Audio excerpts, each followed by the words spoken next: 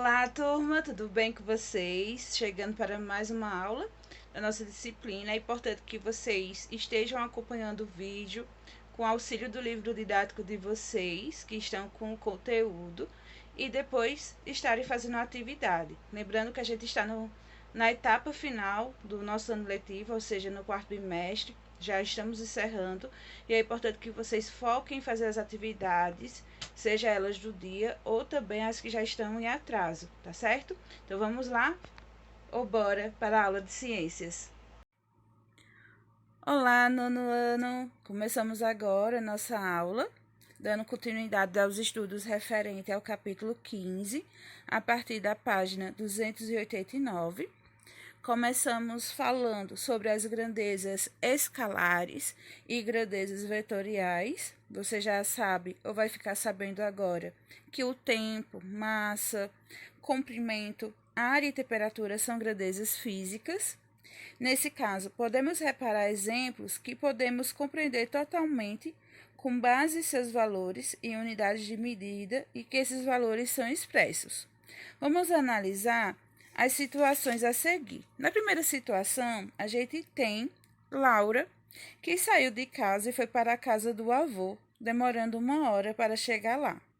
Conversou meia hora com o avô e foi para a escola imediatamente.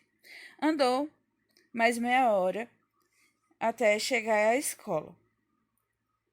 Assim, podemos fazer a seguinte pergunta: qual foi o tempo total transcorrido desde o instante em que Laura saiu da sua casa até o momento em que chegou na escola? Quanto a isso, a gente não vai ter dúvidas quanto à resposta, não é? O tempo usado por Laura foi de 2 horas.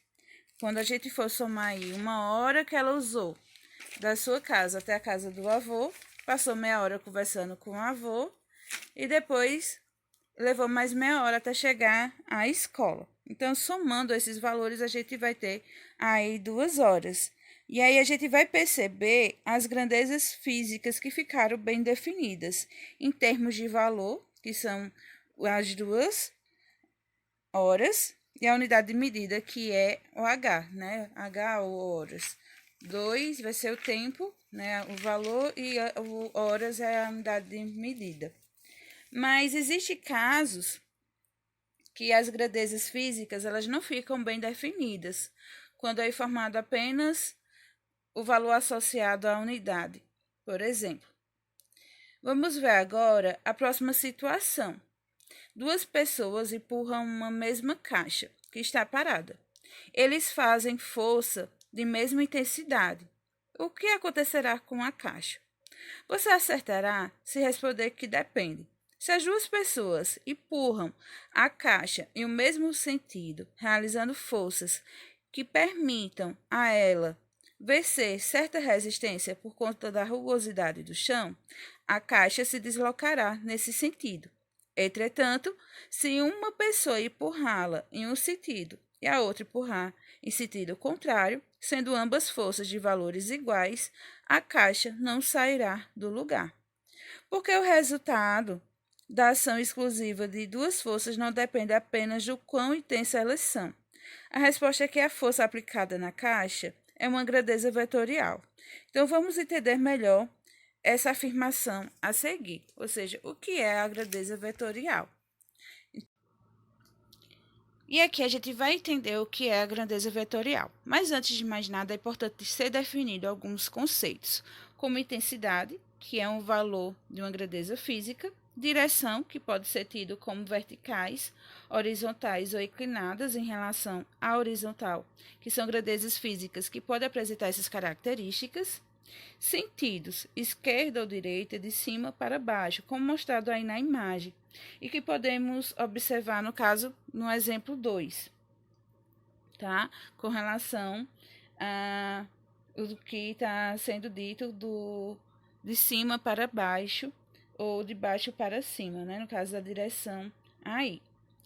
Aí a gente tem no exemplo 1, pessoas empurrando mesas, que aí nessa possibilidade desse exemplo 1, a gente pode notar que esse movimento, a força que vai ser aplicada nesse movimento, pode ser da esquerda para a direita ou da direita para a esquerda.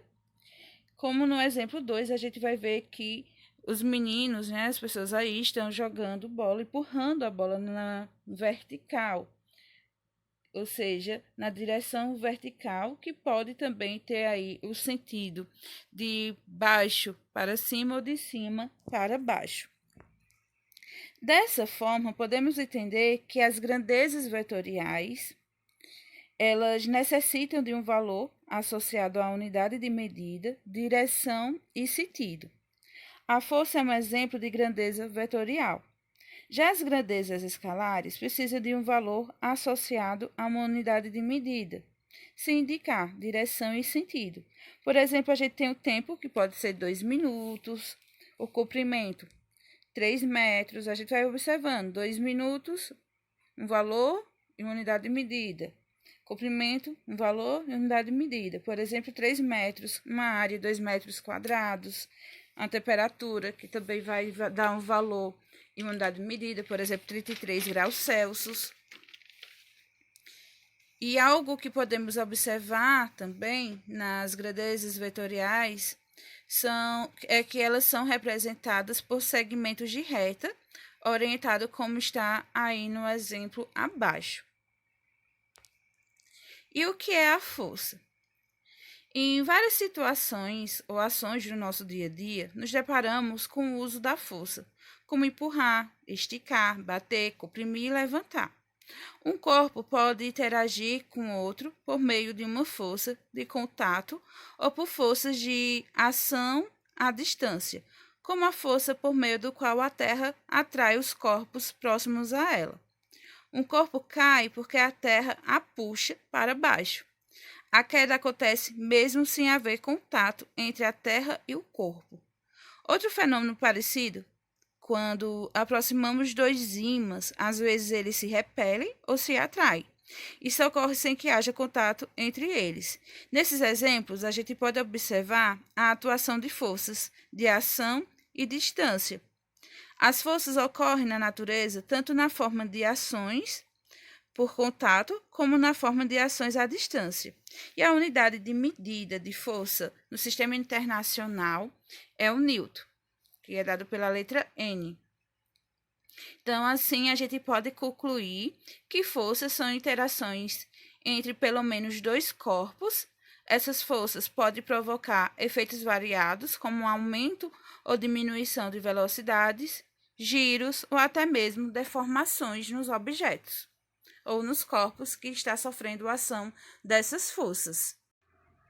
E aqui a gente vai ver como é que a gente pode estar somando as forças.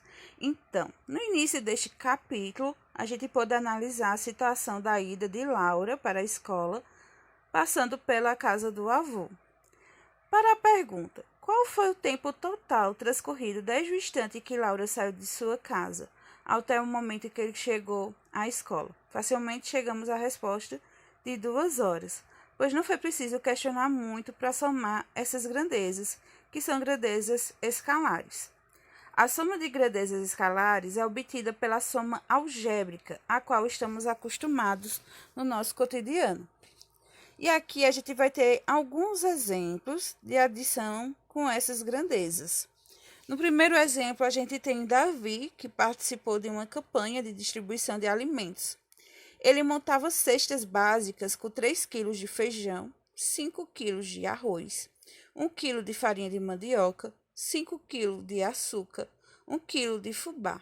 Quando perguntaram qual era a massa total da cesta, respondeu que era de 15 quilos, pois nesse caso a massa final é a soma aritmética das massas de cada parte, ou seja, de cada um dos ingredientes componentes da cesta básica. Contudo, a soma de grandezas vetoriais requer uma análise mais detalhada, que são dos exemplos que a gente vai estar observando agora, do exemplo 2 e do exemplo 3. No exemplo 2, a gente tem, se 2 pessoas levam a caixa para a direita, uma puxando-a com uma força de 200 newton e a outra empurrando-a com uma força de 100 newtons, a soma das duas forças serão aí no valor de 300 newtons. 300 newtons. Costumamos denominar a soma das forças de força resultante. Então, quando a gente pega as forças que estão atuando sobre o corpo, o resultado a gente denomina de força resultante. Então, a força resultante equivale à única força que atuaria no corpo, produzindo o mesmo efeito de todas as outras juntas. Então, nesse exemplo, a força resultante tem intensidade de 300 newton, direção horizontal e sentido da esquerda para a direita. A gente vai ter aqui na segunda imagem outro exemplo, que aí a gente vai observar o seguinte. Aqui temos uma pessoa da direita puxando para ela com força de intensidade de 250 newtons e a da esquerda também puxando essa caixa para si com força de 100 newtons. Resumindo, as duas pessoas puxam a caixa, mas a direita puxa a caixa com mais intensidade. Nesse caso, a força resultante tem sentido e direção da força de maior intensidade, mas seu módulo vale a diferença entre as intensidades das duas forças que atuam, ou seja, vale a 150 newtons. Tem direção horizontal e sentido da esquerda para a direita, ou seja, aqui a gente vê que o sentido vai ser diferente, mas a direção é a mesma, né? Está na direção horizontal, mas o sentido vai ser praticamente oposto, porque um vai estar puxando, vai estar aplicando uma força para a direita e a outra para a esquerda. Para encontrar a força resultante de duas forças que atuam em um corpo, é preciso fazer as considerações a seguir. Se as forças tiverem mesma direção e mesmo sentido, a força resultante terá intensidade igual à soma das intensidades das forças iniciais, com mesma direção e mesmo sentido destas.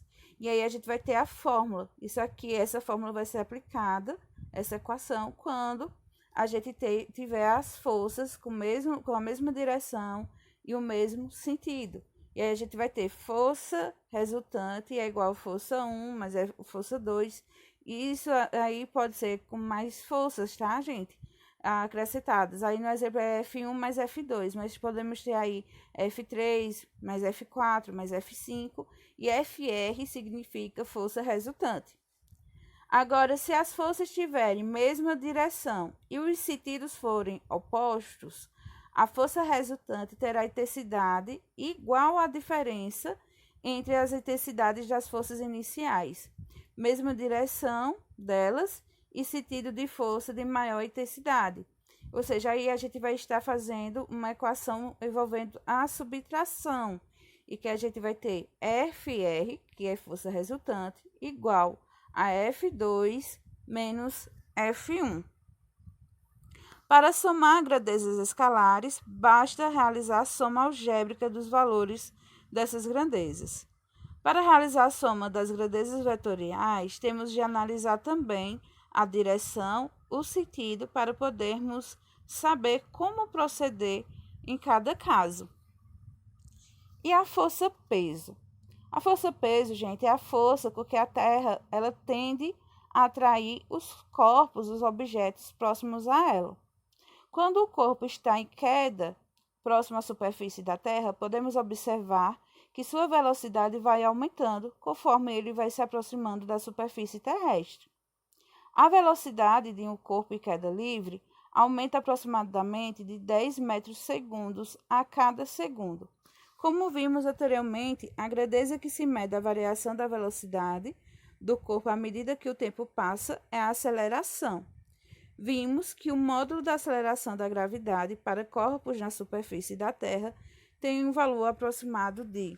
Aí a gente vai ver a gravidade, o valor da gravidade da Terra, que é arredondado, né? Aí a gente tem 10 metros segundo ao quadrado. Mas lembre-se, o valor da aceleração da gravidade é variável e depende do eixo que está sendo considerado. Quanto maior o valor da aceleração da gravidade, maior é a força que os eixos exercem para atrair os corpos. O peso é diretamente proporcional à massa dos corpos e à aceleração da gravidade.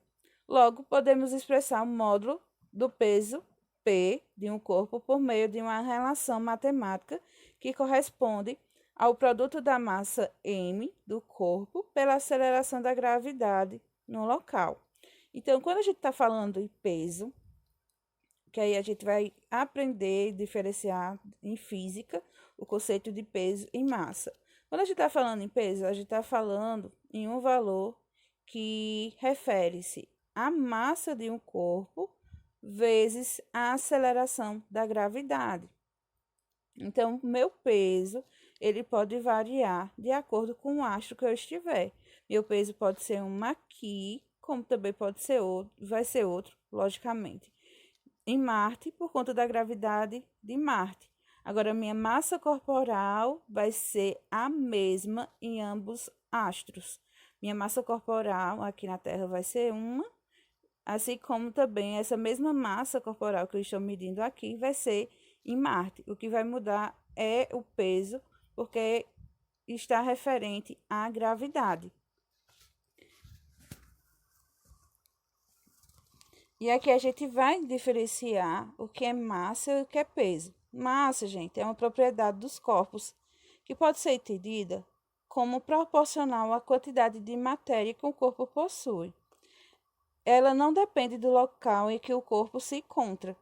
E a unidade de medida de massa no sistema internacional é o quilograma. Ou seja, quando a gente vai na farmácia, vai verificar a nossa massa corporal em um posto de saúde, aquele valor numérico com uma unidade de medida expressa em quilograma refere-se à quantidade de matéria que tem o nosso corpo. Já o peso depende, além da massa, do valor da aceleração, da gravidade local. É uma força cuja unidade no Sistema Internacional de Medidas é o Newton. E aí a gente vai verificar aqui. A massa, ela não vai mudar. Eu posso estar aqui na Paraíba, eu ir para São Paulo, minha massa vai ser a mesma. Ou indo para Marte, vai ser a mesma. Assim como também, se eu for para a Lua, vai ser a mesma massa. Agora, quando a gente está falando em peso, esse peso vai variar por conta da gravidade do astro. Na Terra vai ser um peso, na Lua vai ser outro e Marte vai ser outro. E aí a unidade de medida para o peso é em Newton. Outra unidade bastante comum para medir forças é o quilograma-força. Um quilograma-força é a força com que a Terra atrai 1 quilograma no nível do mar e a 45 graus de latitude. Portanto, quando uma pessoa se pesa, caso sua massa seja 70 quilogramas, pode-se afirmar que ela tem 70 quilogramas de peso. Na verdade, 70 quilogramas força de peso. Agora eu corrigi, gente. E aí a gente vai ver também a representação da força-peso no centro da gravidade, que é o ponto no qual suspendemos o corpo de modo que ele permaneça em equilíbrio. E aí a gente tem o exemplo do pássaro de plástico que está suspenso apenas pelo bico. Portanto, o bico vai ser o centro da gravidade e ele vai estar aplicando uma força aí da vertical e para baixo.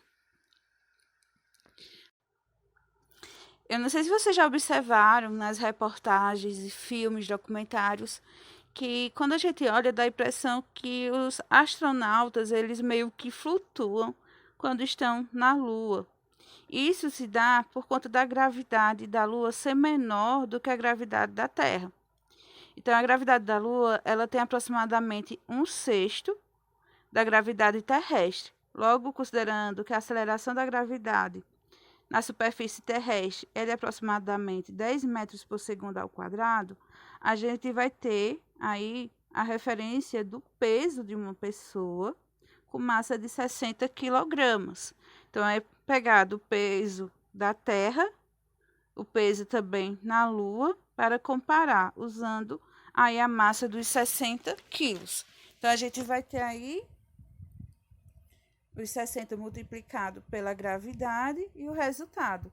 Ou seja, o peso na Terra da pessoa vai ser de 600 newtons, maior, né, bem superior ao valor que na Lua, que vai dar o resultado de 100 newtons. Por isso que aí a gente tem essa sensação que as pessoas estão flutuando. Bom, gente, essa foi a nossa aula de hoje. Bons estudos, foco na atividade e se cuidem.